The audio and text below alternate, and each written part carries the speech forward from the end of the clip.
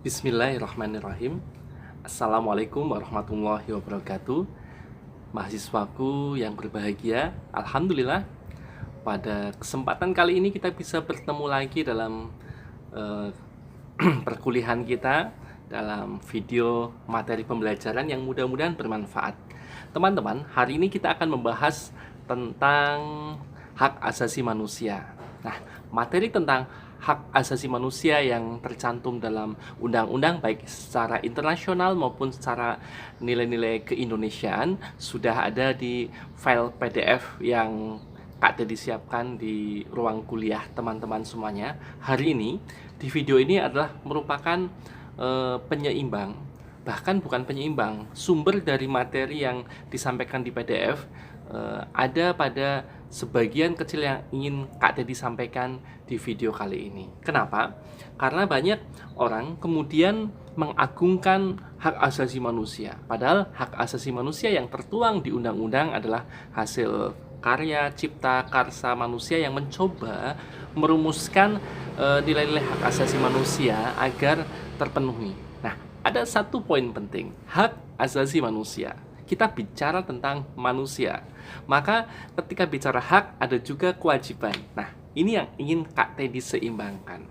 Kita mengenal sejauh mana siapa diri kita, siapa diri kita sebagai seorang manusia. Jangan-jangan selama ini kita lupa, banyak menuntut hak, banyak melakukan hal-hal kegiatan, namun lupa hakikat siapa diri kita sebenarnya. Tentu di sisi Allah, Tuhan yang Maha Kuasa. Teman-teman, mengenal manusia, manusia itu kita secara penciptaan. Jadi kita bahas unsur diri kita dulu agar memahami ketika kita tahu unsur-unsur dari sebuah benda, misalkan apa ya? Kita tahu sepatu kita, unsurnya dari apa, maka kita akan mampu menggunakan dan merawatnya dengan baik tentunya. Ada sepatu yang terbuat dari bahan karet, ada yang dari kulit, bahkan ada sepatu yang terbuat dari besi. Ada Kak? Ada. Tentu ketika kita menggunakan sepatu besi, kita tidak ingin berlama-lama menggunakannya di tempat yang panas. Demikian pula hal-hal lain.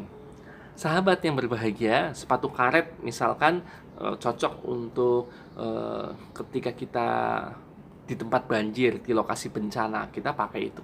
Kita tidak mungkin memakai sepatu kulit yang bagus di tempat banjir dan bencana. Nah, kenapa? Karena kita tahu dan paham unsur pembuatnya dan manfaatnya juga.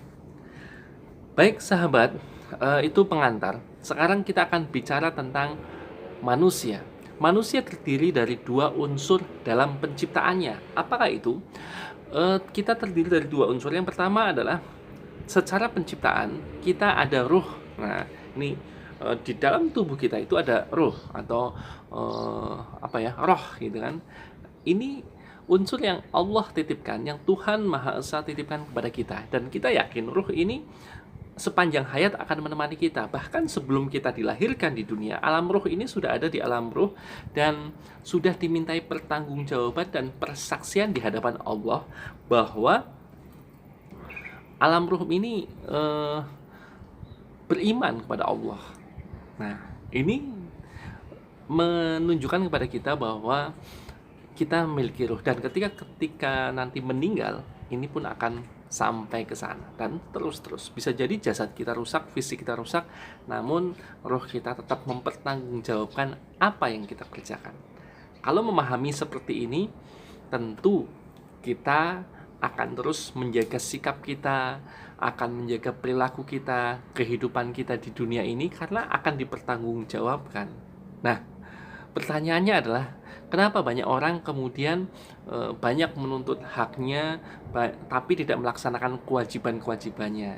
Banyak ingin ini itu tapi tidak melaksanakan kodratnya sebagai manusia. Nah, tentu ini akan merusak tatanan. Oke ya, ini yang pertama, ruh. Ingat, kita salah satu unsur penciptaan kita yang pertama adalah kita terdiri dari ruh ya.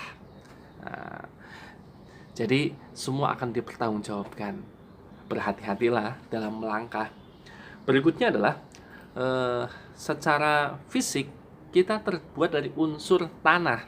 Oh, Nabi Adam, manusia pertama di muka bumi ini, yang diturunkan Allah ke muka bumi ini. Nah, ini Nabi Adam diciptakan dari segumpal tanah. Dan kita anak keturunannya, manusia-manusia selanjutnya, diciptakan dari saripati tanah.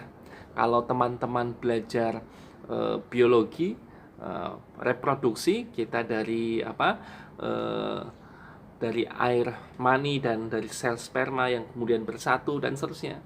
Dari hal-hal yang menjijikan, jadi tanah kan kotor, penuh dengan kuman, menjijikan. Demikian pula sel sperma, kita ketika keluar itu harus kemudian membersihkan diri, menyucikan diri, membersihkannya dan seterusnya. Nah, ini tentu mengingatkan kepada kita bahwa kita ini sebenarnya tercipta dari unsur yang sangat hina, yang menjijikan, yang kotor.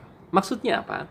Maksudnya adalah agar kita ketika suatu saat menjadi hebat, boleh kita menjadi hebat, bahkan harus menjadi hebat, menjadi top leader, menjadi nomor satu, menjadi penguasa, menjadi bermanfaat. Tapi ingat bahwa kita tercipta berasal dari sesuatu yang hina, agar kita tidak sombong, agar kita tidak gagahan, agar kita selalu ingat bahwa kita itu berasal dari yang hina. Jadi sehebat apapun, jadi presiden, jadi menteri, jadi penguasa, jadi top leader di sebuah perusahaan, kita adalah manusia yang hina. Nah, yang membedakan hanya nanti adalah kualitas kita di hadapan Allah. Bentuk fisik, jabatan, dan seterusnya tidak akan bermanfaat ketika kualitas kita lebih rendah daripada makhluk-makhluk yang lain.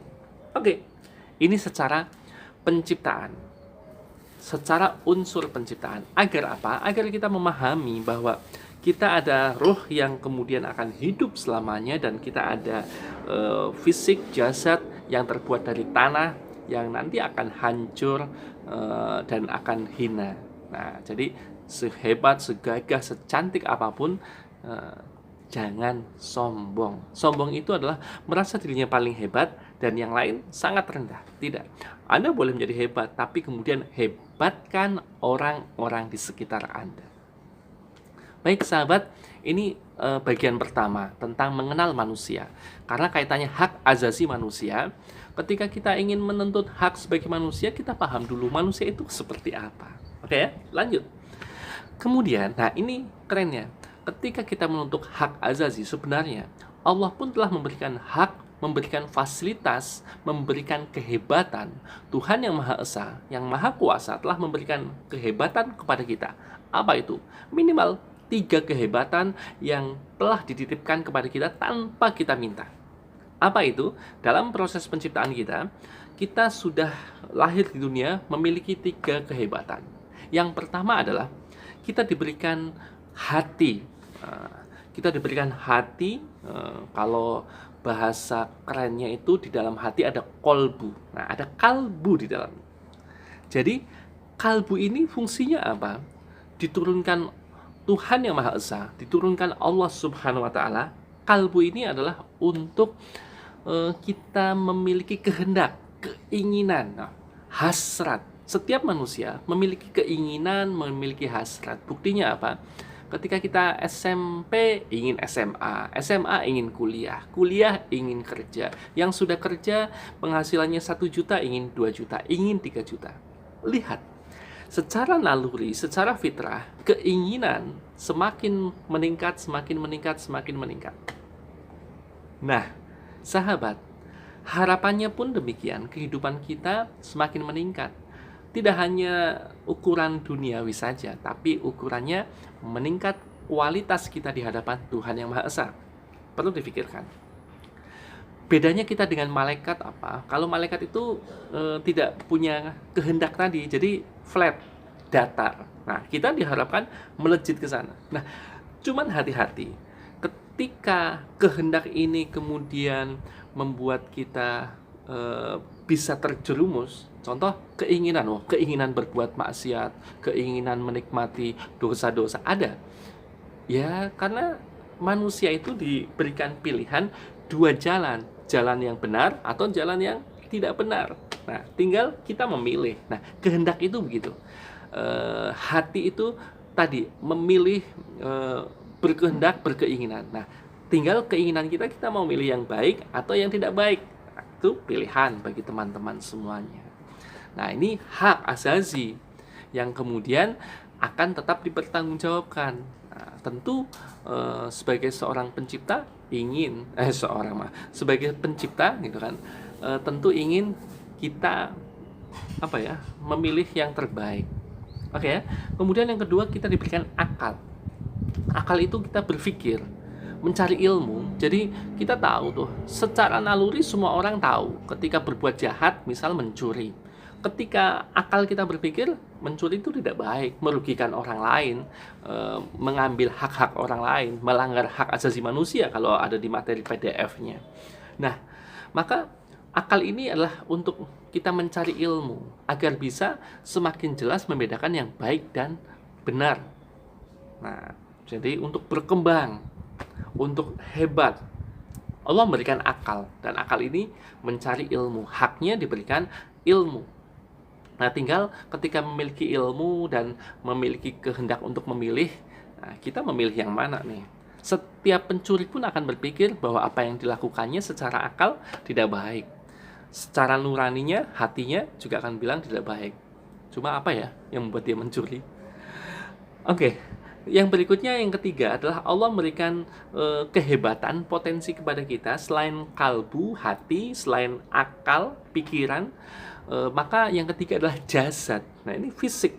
Fisik ini untuk menyempurnakan amal-amal kita, menyempurnakan pekerjaan-pekerjaan kita. Kita berpikir membangun sebuah jembatan yang hebat. Nah, maka dibutuhkan fisik-fisik yang kuat untuk mewujudkan impian itu, tidak hanya dalam imajinasi saja.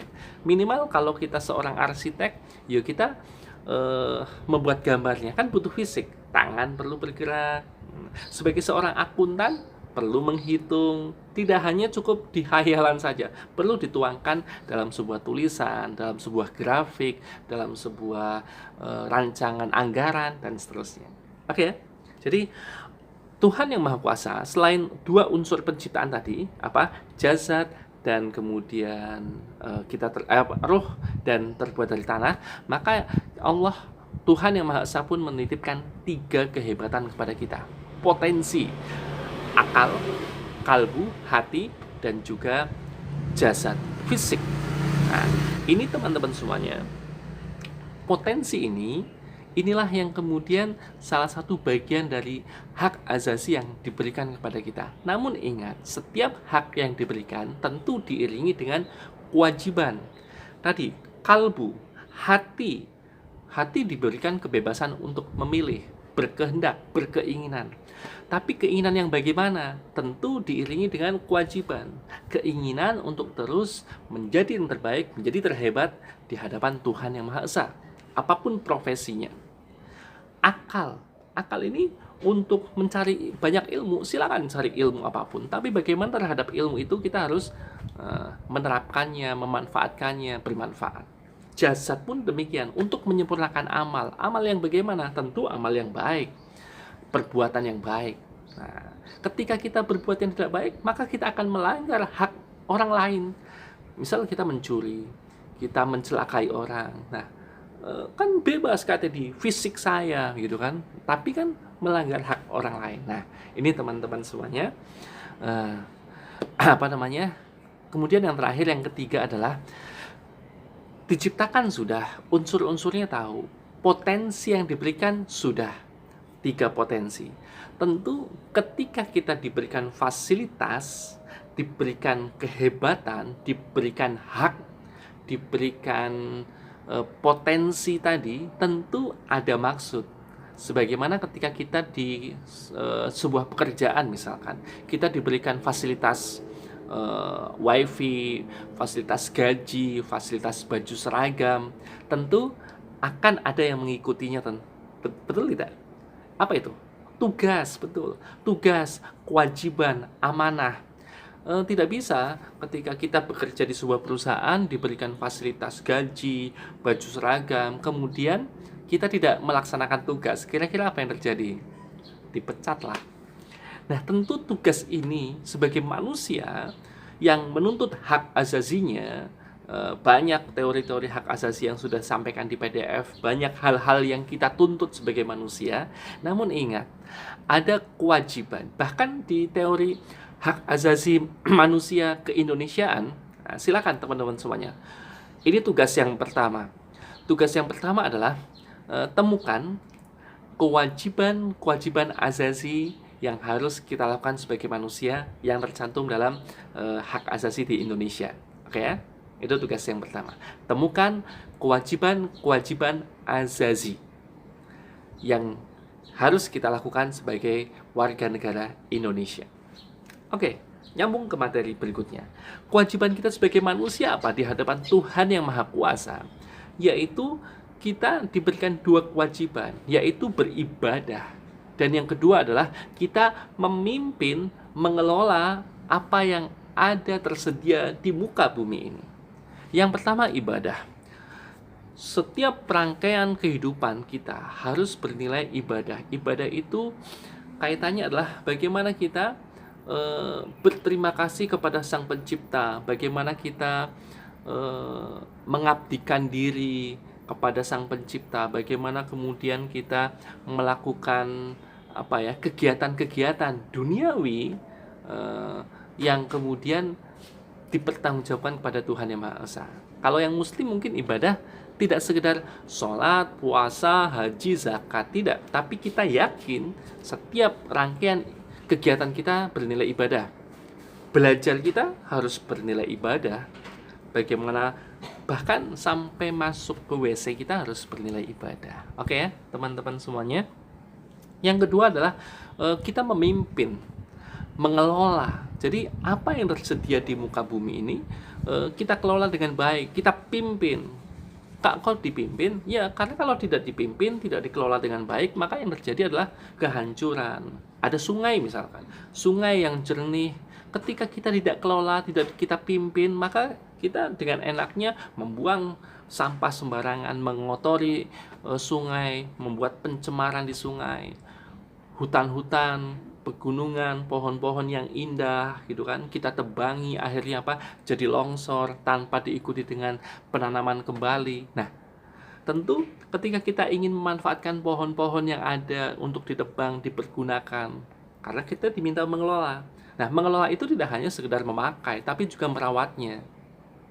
Teman-teman diberikan dipinjami gitu kan, dipinjami motor oleh temannya, silakan dipakai. Tapi teman-teman hanya pakai, nggak pernah ngisi bensin, nggak pernah ganti oli. Ketika bannya kempes, nggak pernah dipompa. Apa yang terjadi? Akinya rusak, tidak pernah diperbaiki, businya rusak. Apa yang terjadi? Bisakah motor itu dipergunakan dengan efektif? Kan bukan motor saya, Kak. Nah, tapi kan ini titipan. Nah, ini ibaratnya seperti itu. Jadi mengelola apa yang ada, memanfaatkan apa yang ada, itu adalah kita memimpin, amanah memimpin. Nah, sehingga dua tugas ini, beribadah berarti melakukan kewajiban-kewajiban kita dan mengelola apa yang disediakan. Nah, ini kan disediakan.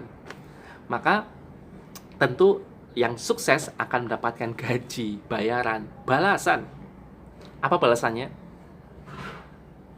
Yang berbuat baik dan sukses akan mendapatkan balasan surga. Dan kemudian yang gagal akan mendapatkan balasan neraka. Apapun agamanya, saya yakin seperti itu. Dan maka teman-teman semuanya, setiap agama mengajarkan ketuhanan, nilai-nilai ketuhanan, menyembah pada Sang Pencipta. Nah, tinggal kemudian kita meyakini tentang bagaimana jalan untuk kita beribadah sesuai dengan perkembangan zaman, sesuai dengan zamannya. Kalau hari ini adalah bagaimana kita mengikuti Rasulullah Shallallahu Alaihi Wasallam. Baik sahabat, mungkin ini sekilas tentang bagaimana mengenal diri kita sebagai manusia, kaitannya materi hak asasi manusia. Jangan sampai kita menuntut hak kita, namun tidak pernah memahami sebagaimana sesungguhnya kita seorang manusia. Sahabat, mudah-mudahan berbahagia semuanya. Tugas yang kedua adalah Kak Teddy ingin mencoba teman-teman mereview, membuat sebuah ulasan tentang kewajiban manusia di hadapan Tuhan yang Maha Esa, Tuhan yang Maha Kuasa. Nah, tadi sebagian sudah disebutkan di video, kita memiliki dua kewajiban kita di hadapan Sang Maha Pencipta. Jadi tugas yang kedua adalah sebutkan tugas kita sebagai manusia dari Tuhan yang Maha Esa, dari Allah Subhanahu wa Ta'ala. Sebutkan dan jelaskan itu.